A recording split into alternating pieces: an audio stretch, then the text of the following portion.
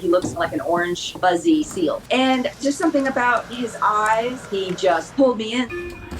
My name is Courtney, and this is Cheddar Bob's story for GeoBeats. Hey everybody. Cheddar Bob was up for adoption because his owner had passed away, and because he was a senior kitty, suffered from some health problems. The family just didn't want to deal with him, so they surrendered him to the local shelter. He lost his ears because he was suffering from chronic ear infections, which would turn into upper respiratory problems. But he was already deaf before he had the surgery. When I found out that he was a senior kitty, I was hesitant at first since I had just lost mine, but I felt deep down who else was going to give him a chance, and I thought that I would be the one to give him a forever home. When I brought him home, he immediately walked in and acted like he owned the house. He wasn't afraid, he wasn't timid. He walked right up to my other cats and my dog. He knows no enemy. My other cat is an orange cat. They don't really bother each other.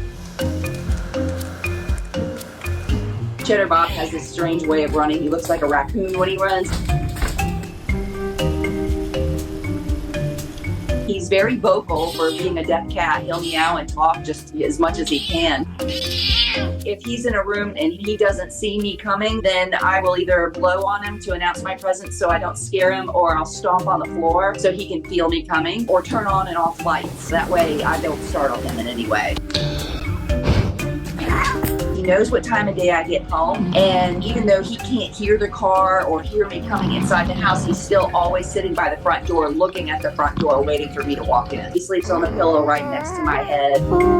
I'm a 911 dispatcher, and so if I've had a rough day or if something in my life is going on that's rough, all it takes is for this cat to just lay down next to me or crawl into my lap, and he'll just start purring as hard as he can, and you can't help but just smile at that. Does he like to be held like a baby? You tell me. I call him a little old man trapped inside a cat's body because he is so smart and he's intelligent, and then he's just kind of set in his ways. His head is like rubbing a furry baseball because it's about that size and you can just grip right there on his head and the ears don't get in the way. There are so many senior dogs in shelters that need forever homes that often get overlooked simply because of their age, but they have so much love to give and they're so appreciative of having a nice home to live in. I feel like he can feel vibrations, and when I give him kisses on his forehead, I'll usually do it and vibrate my lips so he feels it. And I talk to him, I'll put my mouth right up against his head and I'll just say, I love you, I love you.